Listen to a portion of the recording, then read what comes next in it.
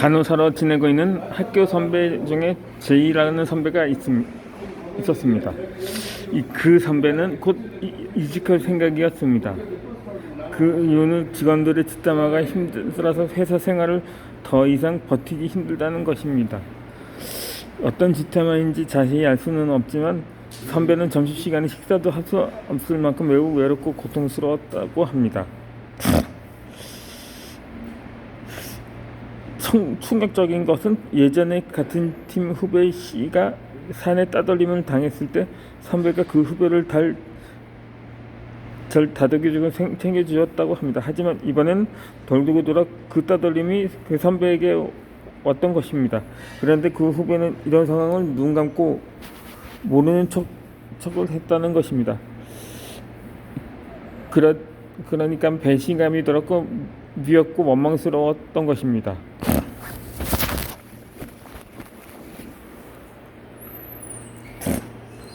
선배는 자신이 할 수 있는 모든 것을 해보았습니다. 윗선에 보고해서 이런 따돌림 문화의 심각성에 대해 상담도 해보고 도와달라고 요청도 해보았습니다. 하지만 달라지는 것은 전혀 없었습니다. 오히려 돌아온 답변은 그 선배가 그 사람들에게 사과하라는 것입니다. 미안하다고 한마디만 하면 된다고 했습니다. 악감정은 없으니 미안하다고 사과하면 금방 풀고 예전처럼 같이 웃으며 잘 지내겠다고 하는 것입니다. 그런데 피해자는 선배 제이였습니다. 그런데 왜 되레 용서를 구해야 하는 것일까요? 이 단순한 뒷담화로 시작했던 것이 나중에는 사내 따돌림으로 이어졌습니다. 마음의 상처와 정신적으로 심각한 피해를 당했던 것입니다. 그렇게 힘든 하루를 보내고 있는 선배에게 오히려 사과를 하라고 하다니 말도 안 되는 소리였습니다. 그 선배는 억울했었을 것입니다. 도와줄 거라고 믿었던 윗사람들에게 오히려 마음의 상처만 더 받게 되었고 결국 그 선배는 다니던 회사를 그만두고 말았습니다. 우리는 다른 사람들의 감정 노예가 아닙니다. 다른 사람들이 당신을 어떻게 생각하고 판단할 것과 그 사람들의 자유입니다. 그 감정은 당신을 흔들거나 무너뜨릴 권한은 없습니다. 자신을 이해해주고 소중하게 생각해주는 좋은 사람들과 소통하면서 살아야 합니다.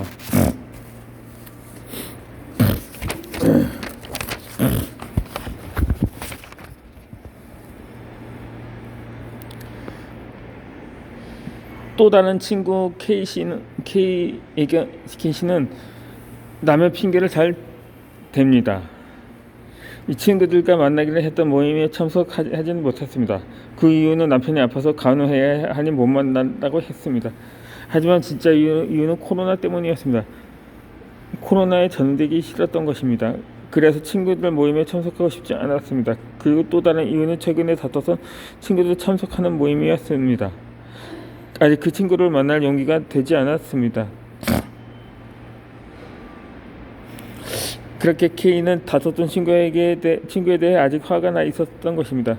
그 친구와 몇 개의 둘은 이었는데 그것은 서로의 우애가 있었던 것입니다. 우애라는 것은 사실대로 일어난 일이 아니므로 서로 상황 설명은 충분히 해서 풀면 됩니다. 하지만 그 K는 그 상황 설명을 들었는데도 불구하고 그 말을 믿지 않았습니다. 자기 뜻대로 부정적인 생각하며 과다 해석했습니다. 너무 많이 미워하고 원망하고 있었습니다. 이런 식으로 뒷담화해 다시는 아무런 잘못이 없다고 했습니다. 자기 방어를 엉뚱하게 하는 사람이 내 곁에 있으면 좋지 않습니다. 나도 모르게 내가 상처받거나 피해당하게 됩니다. 왜냐하면 잘못된 자기 방어로 인해 양심의 죄책감이 하나 없이 어떤 행동이든 할 사람이기 때문입니다. 가끔은 나의 뒷담화에 대해서 모든 것을 다 알고 있지만 모르는 척 해주는 기술도 필요합니다. 다 알면서 그냥 속아주는 것입니다. 무엇이 좋지 않은 이야기를 하면 분명히 말대로 하게 될 것이 그 관계는 불편하게 됩니다. 그러므로 그냥 조용히 넘어가는 것도 필요합니다. 말다툼을 인해 하루 종일 신경이 쓰이는 것도 피하는 것이 상책입니다.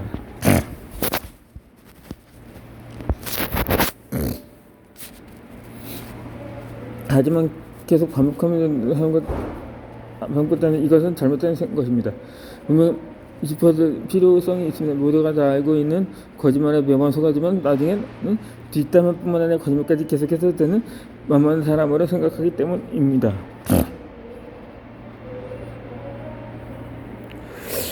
이 어떤 사람들은 뒷담화를 정서적인 교감이나 정보의 공유라고 긍정적으로 생각하기도 합니다.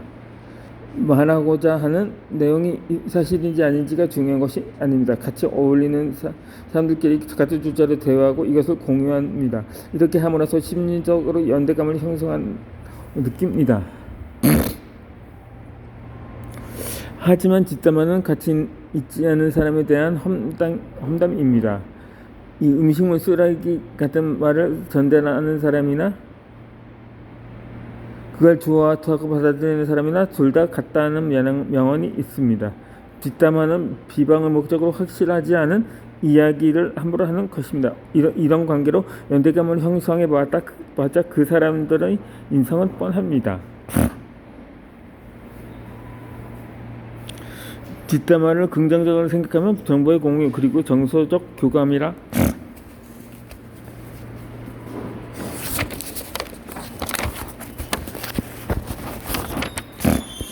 고 생각하는 것은 잘못되었습니다.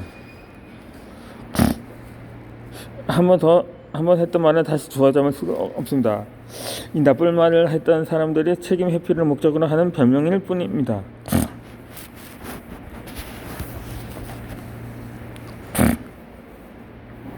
인보에서 누군가를 험담하는 사람들의 특징은 금요일 목표 대상이 바뀐다는 점입니다. 아마 그 무리에 참여한 이상 그들끼리 자만하는 것은 시간 문제라는 명언처럼 뒷담화에 흔들리지 않은 체험함이 가지는 것이 매우 중요합니다.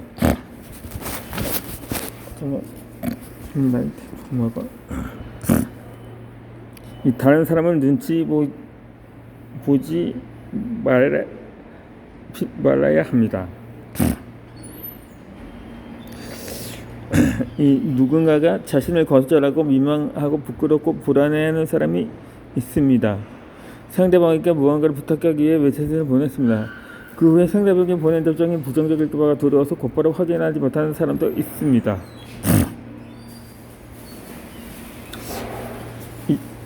축하할 일이거나 감사한 마음 또는 응원의 표현으로 상대방에게 선물을 건넵니다.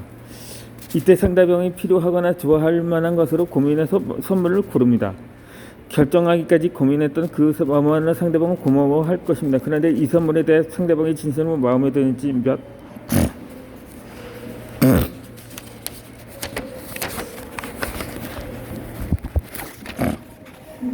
번씩이나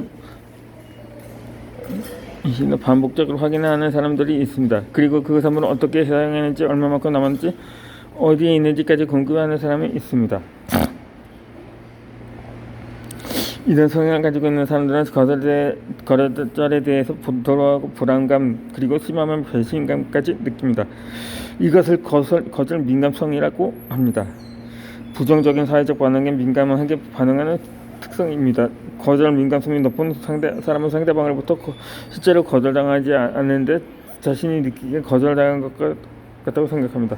그리고 비판을 받으면 기분이 가라앉고 자존감도 허락합니다.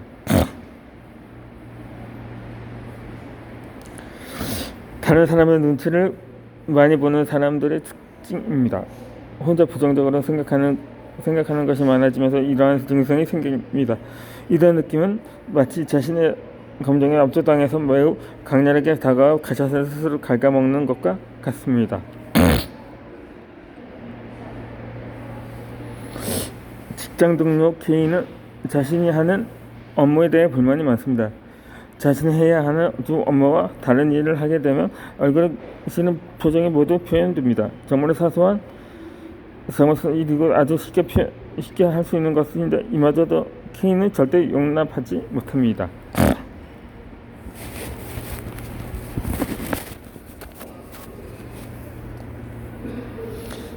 회사 생활하면 자신이 맡은 업무를 어느 별개로 다른 것과 같이 할 수 있습니다. 물론 자신이 하는 업무에 방해하면 안 됩니다. 직장 동료 일을 아주 조금만 도와주는 것인데도 K는 정말 하기 싫어했습니다. 힘든 일이 아니고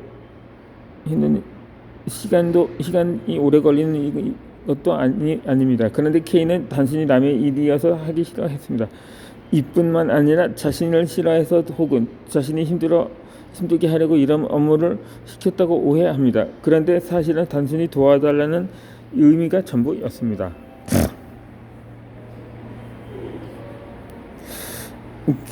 그렇게 불만이 많은 K는 일을 부탁했던 동료에게 따져 물었습니다.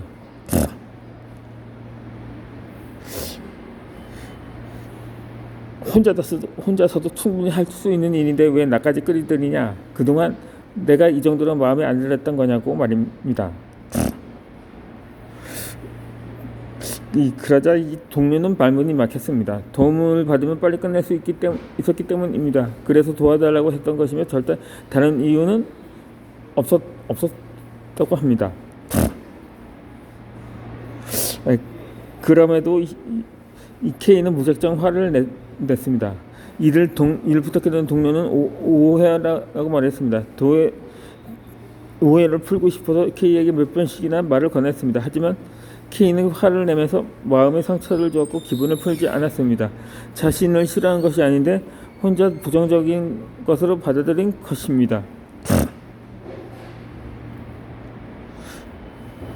이 시간이 흐른 후에 K는 그 동료의 눈치를 보기 시작했습니다. 이 자신을 싫어한